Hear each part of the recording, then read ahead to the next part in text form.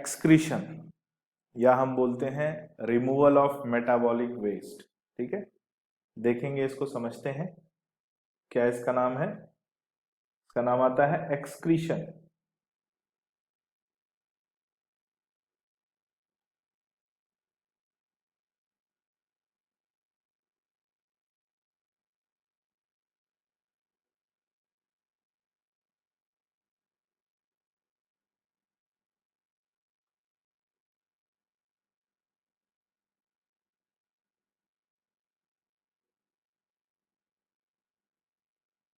ठीक है, तो ये हमारा टॉपिक है एक्सक्रीशन, जिसको हम कहते हैं एलिमिनेशन ऑफ मेटाबॉलिक वेस्ट, और समझने की कोशिश करते हैं कि ये प्रोसेस होता क्या है। बच्चों ध्यान से सुनना। जैसा हमारा घर में जब भी हम किचन में कुछ बनाते हैं, या घर में आप लोग ध्यान देते होंगे, जब भी घर में लोग रहते हैं, काम होता है, कुछ काम करते हैं, किचन में कुकिंग वगैरह होती है, तो डेली का डेली कुछ वेस्ट निकलता है घर से। ठीक है, कुछ ना कुछ वेस्ट निकलता है जिसको हम डस्टबिन में रखते हैं, और जो सफाई वाला आता है तो वो डस्टबिन को ले जाता है। तो बात ये होती है, जैसे हमारे घर में जो भी प्रोसेसेस हो रहे हैं, कुकिंग या जो भी एक्टिविटी चल रही है, साफ सफाई होती है, तो कुछ ना कुछ वेस्ट निकलता है, वो हमारे घर का वेस्ट है। ऐसा ही वेस्ट हमारी बॉडी में भी रिलीज होता है, और हमारी बॉडी में जो वेस्ट रिलीज होता है, क्योंकि हमारी बॉडी में भी बहुत सारी एक्टिविटी दिन भर रन करती रहती है, और हमारी बॉडी में जो वेस्ट रिलीज होता है उस वेस्ट को हम कहते हैं मेटाबॉलिक वेस्ट। और मेटाबॉलिक वेस्ट को बॉडी से बाहर रिलीज करना, इस प्रोसेस को कहते हैं एक्सक्रीशन। तो इसको ध्यान से सुनना और इसकी डिफिनीशन लिखेंगे। तो excretion is defined as the process of removal of metabolic waste which are produced in body. ठीक है, तो ये इसकी डिफिनीशन है। क्या लिखेंगे? Excretion, so the process of removal of metabolic waste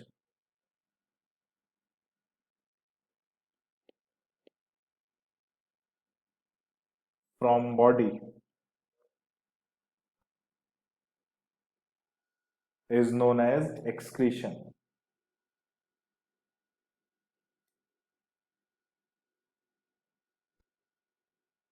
तो जो भी मेटाबॉलिक वेस्ट हमारी बॉडी में बनते हैं उनको बॉडी से रिमूव करना कहलाता है एक्सक्रीशन। और जनरली जो मेटाबॉलिक वेस्ट एनिमल्स की बॉडी में बनते हैं वो नाइट्रोजनस वेस्ट होते हैं। ठीक है, कैसे होते हैं? Nitrogenous waste. तो लेकिन हम अगर नाइट्रोजनस वेस्ट की बात करें तो एग्जाम्पल हम लिखेंगे कि they are mainly nitrogenous waste. They are mainly nitrogenous waste. अब नाइट्रोजनस वेस्ट क्या क्या होता है अगर हम नोट करें तो एग्जाम्पल इसमें आता है अमोनिया। कुछ ऑर्गेनिजम्स हैं जिनकी बॉडी से अमोनिया रिलीज होता है, देखेंगे कौन से होते हैं। Uric acid, uric acid, urea. ठीक है, ये तीन मेन नाइट्रोजनस वेस्ट हैं। कुछ और ऑर्गेनिज्म हैं जिनकी बॉडी से अमीनो एसिड रिलीज होता है, और कुछ ऐसे हैं जिनकी बॉडी से नाइट्रोजनस बेस रिलीज होता है, जैसे कि ग्वानीन। तो ये सभी नाइट्रोजनस वेस्ट में आते हैं। ठीक है, लेकिन केवल यही मेटाबॉलिक वेस्ट नहीं है, इसके अलावा अगर हम बात करें other than these nitrogenous waste, तो CO2 हमारी बॉडी से रिलीज होता है। CO2 carbon dioxide. ठीक है, वाटर रिलीज होता है, NaCl रिलीज होता है, हीट रिलीज होती है। ये सभी क्या हो जाते हैं? मेन मेटाबॉलिक वेस्ट हो जाते हैं जो हमारी बॉडी से रिलीज होते हैं। So these are some examples of metabolic waste which are released from our body. हमारी बॉडी से ये मेटाबॉलिक वेस्ट रिलीज होता है। ठीक है, एक्सक्रीटरी वेस्ट हम इनको बोलते हैं। हम जो स्वेटिंग होती है, स्वेटिंग पसीना निकलता है, उसमें वाटर है, सॉल्ट है, हम ब्रीद आउट करते हैं, एक्सपिरेशन होता है, एक्सपिरेशन करते हैं तो उसमें से कार्बन डाइऑक्साइड रिलीज होता है, that is also a metabolic waste. तो केवल नाइट्रोजनस वेस्ट ही मेटाबॉलिक वेस्ट नहीं है, इनके अलावा भी और भी बॉडी में एक्सक्रीटरी वेस्ट पाए जाते हैं, and they are these following waste material. ठीक है, नोट कर लीजिए इसको। ठीक है, चलिए आगे बढ़ते हैं। तो कोई ऑर्गेनिज्म किस तरह का मेटाबॉलिक वेस्ट रिलीज कर रहा है? ठीक है, what type of metabolic waste any organism is releasing. तो जिस तरह का मेटाबॉलिक वेस्ट कोई ऑर्गेनिज्म रिलीज करता है उसके बेस पर एक क्लासिफिकेशन पाया जाता है। So organisms are of following type on the basis of their release of metabolic waste.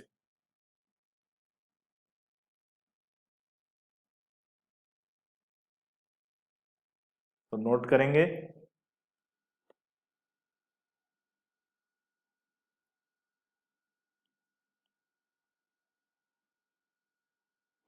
organisms are of following type on the basis of their metabolic waste। किस तरह का मेटाबॉलिक वेस्ट वो release करते हैं उसके बेस पर ये following type के होते हैं। सबसे पहला आता है ammonotelic.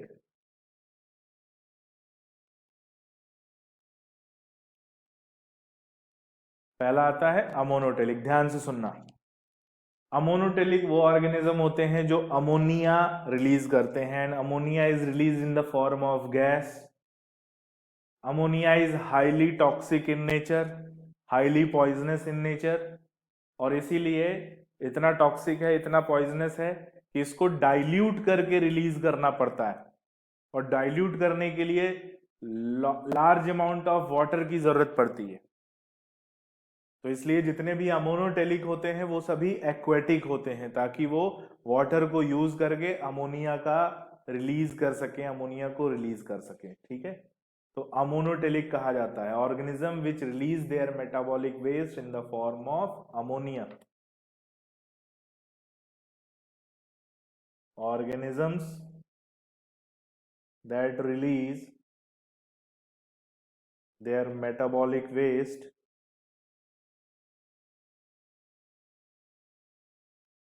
in the form of ammonia. ठीक है, अमोनिया के फॉर्म में जो मेटाबॉलिक वेस्ट रिलीज करते हैं उन्हें अमोनोटेलिक कहा जाता है। नोट करेंगे, ammonia is highly toxic in nature.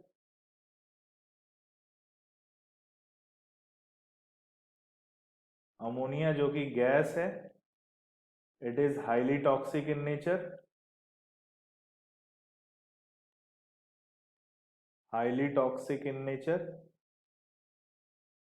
and it require large amount of water to make it dilute,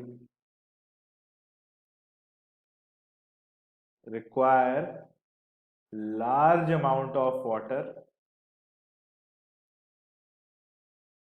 to make it dilute, to make it dilute करने के लिए वाटर चाहिए। So these organisms are aquatic in nature. So these organisms are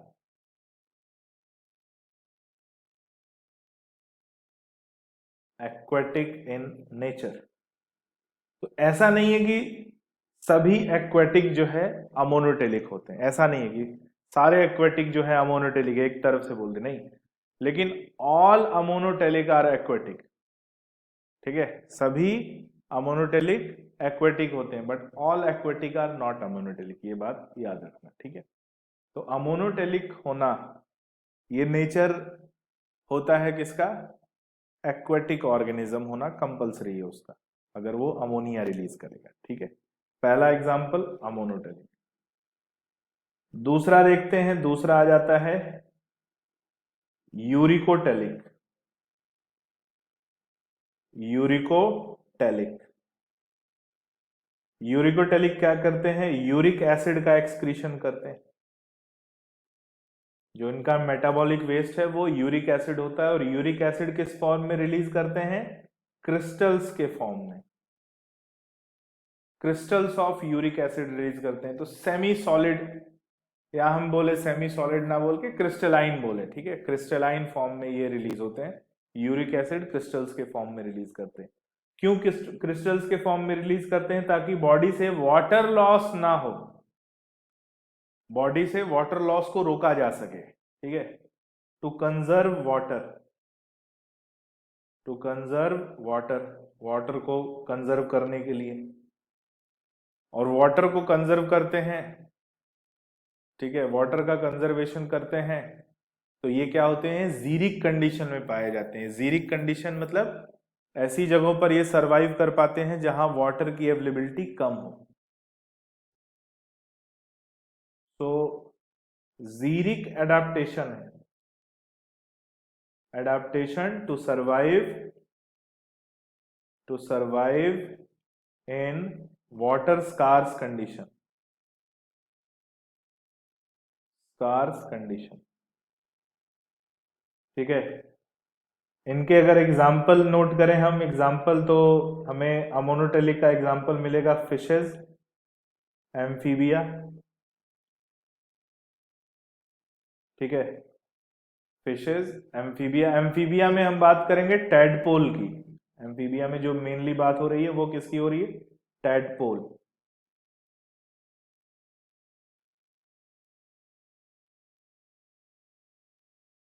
हम uricotelic की बात करें तो uricotelic में हमें मिलेंगे क्या? हमें आर्थ्रोपोड्स मिलेंगे, आर्थ्रोपोड मिलेंगे, हमें रेप्टाइल्स मिलेंगे, हमें बर्ड्स मिलेंगी यानी एव्स मिलेंगी, ठीक है। तो ये हमें कुछ एग्जाम्पल मिलते हैं इन दोनों के, एक अमोनोटेलिक और दूसरा यूरिकोटेलिक। नोट कर लीजिए इसको, फिर आगे लेके चलते हैं।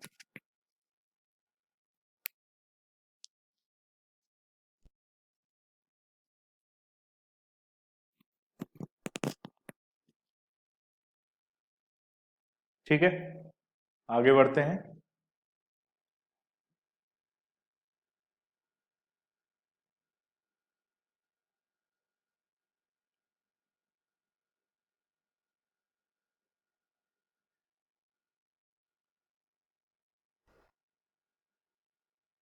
नेक्स्ट आते हैं अगले जो ऑर्गेनिज्म हैं जिन्हें हम कहते हैं यूरियोटेलिक। तो थर्ड जो टाइप आता है उसको हम बोलते हैं यूरियोटेलिक।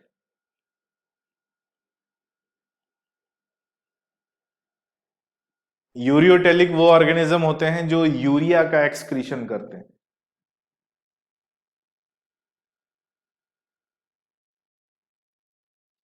ठीक है। और यूरिया के एक्सक्रीशन के लिए मॉडरेट अमाउंट ऑफ वाटर का भी लॉस होता है, कुछ वाटर का भी लॉस होता है बॉडी से। और यूरिया का एक्सक्रीशन जो है ये टेरेस्ट्रियल एनिमल्स में, मतलब नॉर्मल जो हैबिटेट है, नॉर्मल हैबिटेट में टेरेस्ट्रियल एनिमल्स में इसका एक्सक्रीशन होता है, ये यूरियोटेलिक कैरेक्टर पाया जाता है। सो moderate amount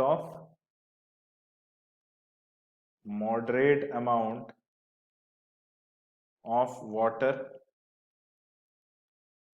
is lost, moderate amount of water is lost, ठीक है, मॉडरेट अमाउंट ऑफ वाटर की बॉडी में कमी होती है। और दे आर टेरेस्ट्रियल एनिमल, तो कैरेक्टर ऑफ टेरेस्ट्रियल एनिमल,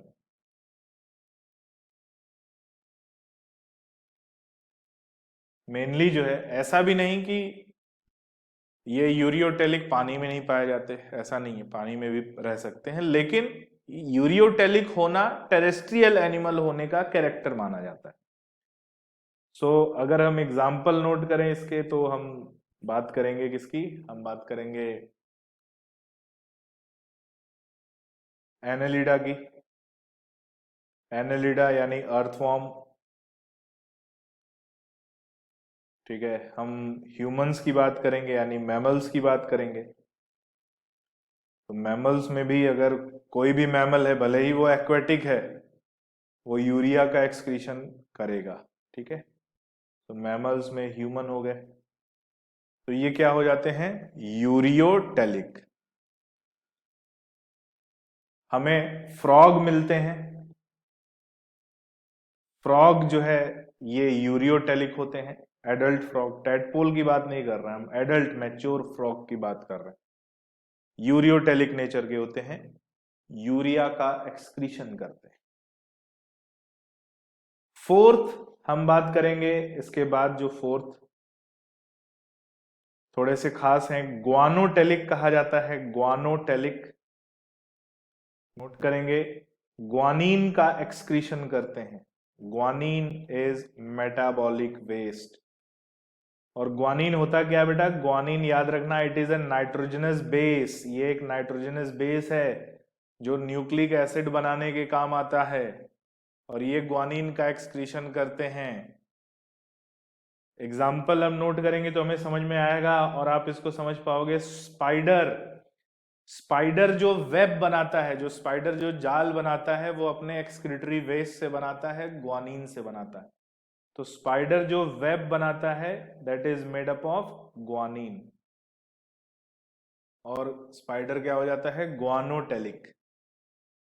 ठीक है, फिफ्थ अगर हम बात करें तो हमें मिलता है अमीनोटेलिक। अमीनोटेलिक वो ऑर्गेनिज्म होते हैं जो अमीनो एसिड का एक्सक्रीशन करते हैं, अमीनो एसिड। और एग्जाम्पल हमें इकाइनोडर्मेट्स मिलते हैं। इकाइनोडर्मेट्स यानी स्टार फिशेज हो गए, स्टार फिश, सी कुकम्बर, ब्रिटल स्टार। ठीक है, ये सभी आते हैं किसमें, अमीनोटेलिक में।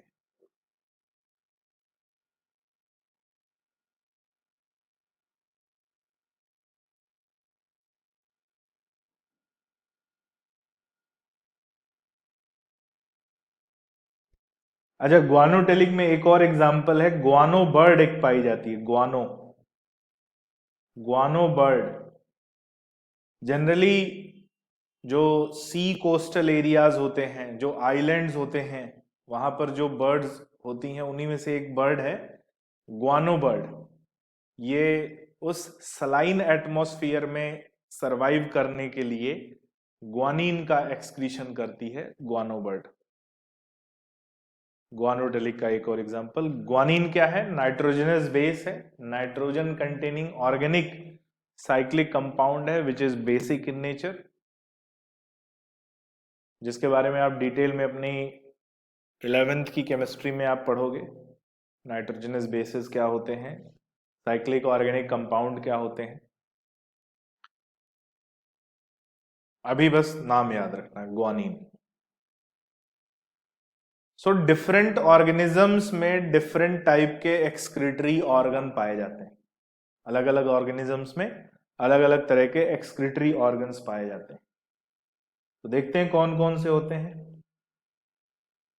तो एक्सक्रीटरी ऑर्गन्स को भी डिस्कस कर लेते हैं। जैसे अगर हम बात करें अमीबा की, अमीबा तो सिंगल सेलुलर है, उसमें एक्सक्रीशन कैसे होगा भाई, तो उसकी सेल मेम्ब्रेन, जो प्लाज्मा मेम्ब्रेन है, प्लाज्मा मेम्ब्रेन के थ्रू मेटाबॉलिक वेस्ट को बॉडी के बाहर रिलीज करते हैं, तो उनका एक्सक्रीटरी ऑर्गन हो जाएगा सेल मेम्ब्रेन।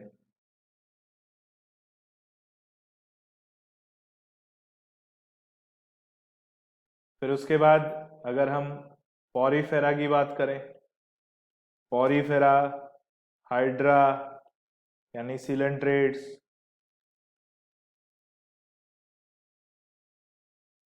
ठीक है, इनकी बात करें तो इनमें जो एक्सक्रीशन होता है यह इनकी बॉडी सरफेस से होता है, बॉडी सरफेस। हम अगर बात करें प्लानेरिया की, प्लानेरिया, आप फ्लैट वॉर्म्स जानते होगे, प्लेटी हेलेमिंथीज जिनको बोलते हैं फ्लैट वॉर्म्स, प्लानेरिया। तो इनमें खास तरह की सेल पाई जाती है जिसे बोलते हैं सोलेनोसाइट्स। सोलेनोसाइट सेल्स पाई जाती हैं जो प्लानेरिया में एक्सक्रीशन परफॉर्म करती हैं।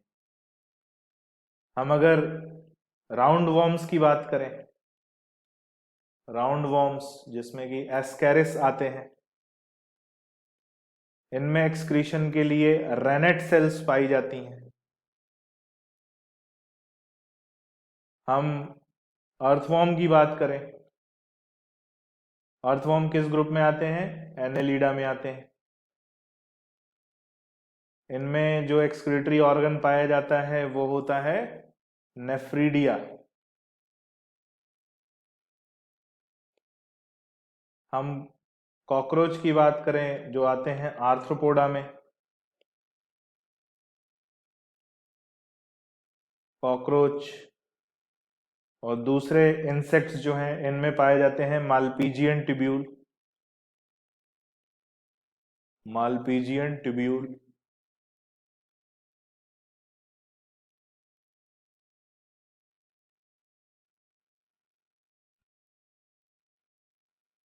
सो these are some excretory organs, आप नोट कर लीजिए। इसके बाद भी कुछ बचे हैं, उनको भी हम देखते हैं। फिर हम बात करेंगे इकाइनोडर्मिटा की। तो इनमें एक्सक्रीशन बॉडी सरफेस से होता है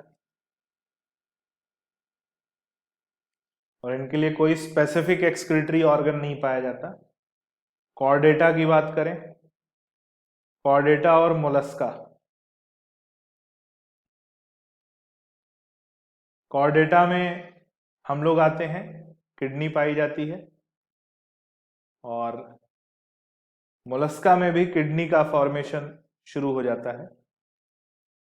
किडनी के अलावा उनमें एक खास ऑर्गन पाया जाता है जिसका नाम है ऑर्गन ऑफ बोजेनस,